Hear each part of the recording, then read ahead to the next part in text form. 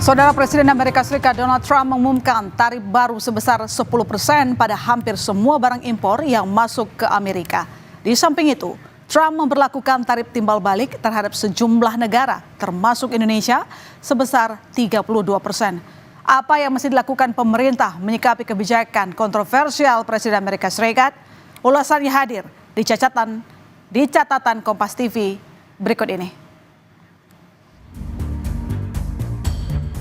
Presiden Amerika Serikat Donald Trump mengumumkan tarif baru sebesar 10% pada hampir semua barang impor yang masuk ke Amerika.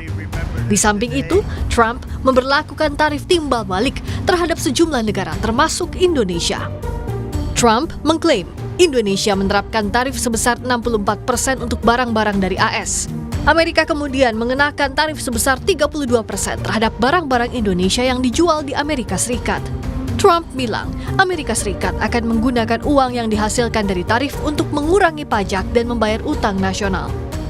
In a few moments, I will sign a historic executive order instituting reciprocal tariffs on countries throughout the world. Reciprocal, that means they do it to us and we do it to them. Very simple, can't get any simpler than that.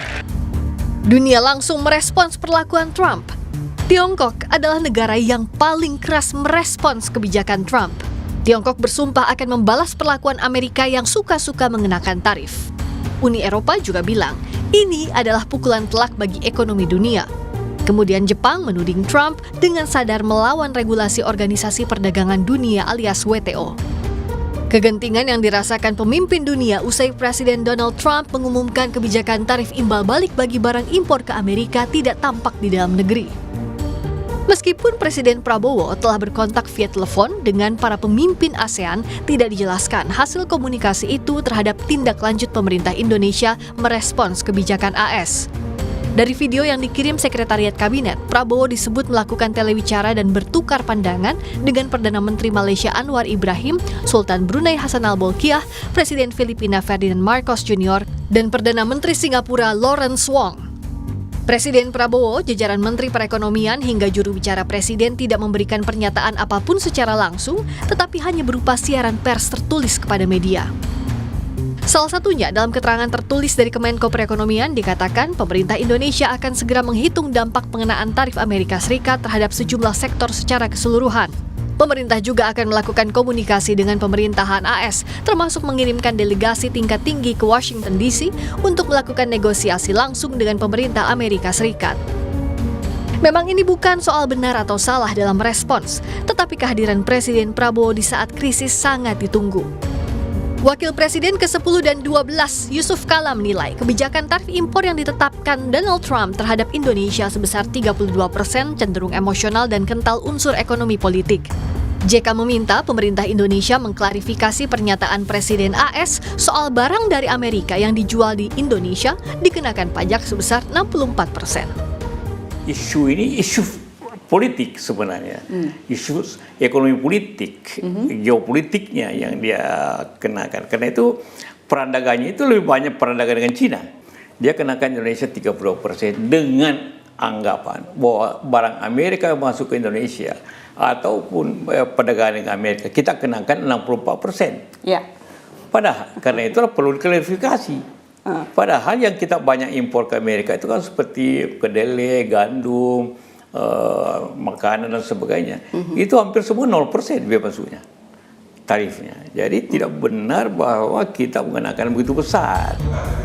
Kebijakan tarif imbal balik Presiden Trump membuat seluruh dunia panik.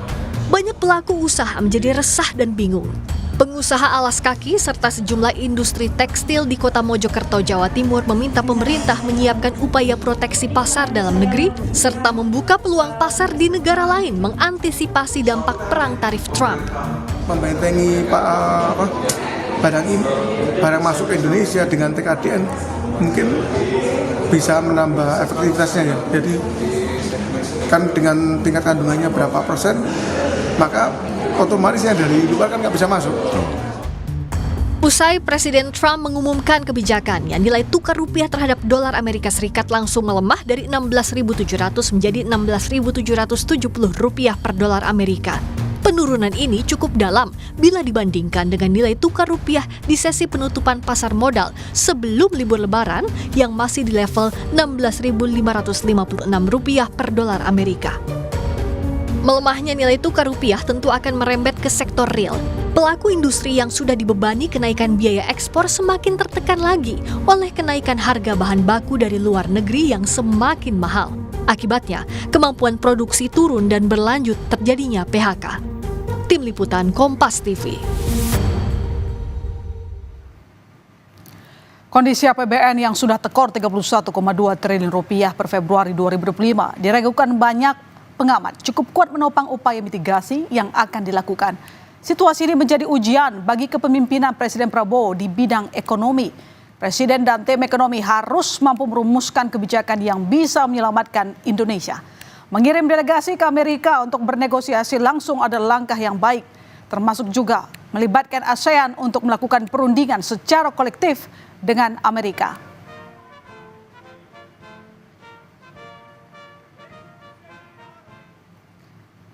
Tetapi publik juga menunggu rumusan kebijakan ekonomi di dalam negeri sebagai upaya penyelamatan industri terdampak, sekaligus menjaga stabilitas perekonomian Indonesia. Saat ini Indonesia memiliki keterbatasan dana dalam melakukan mitigasi. Banyak dana investasi pergi keluar dan jumlah utang sudah cukup tinggi.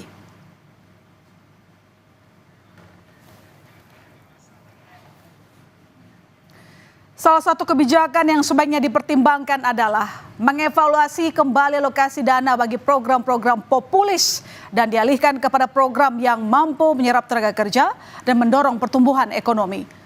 Pengalokasian ulang dana ini juga dapat memperbesar ruang fiskal agar ekonomi kita tidak rentan terhadap kondisi ekonomi global, terutama dalam mengantisipasi perang dagang pasca penerapan kebijakan tarif timbal balik Trump.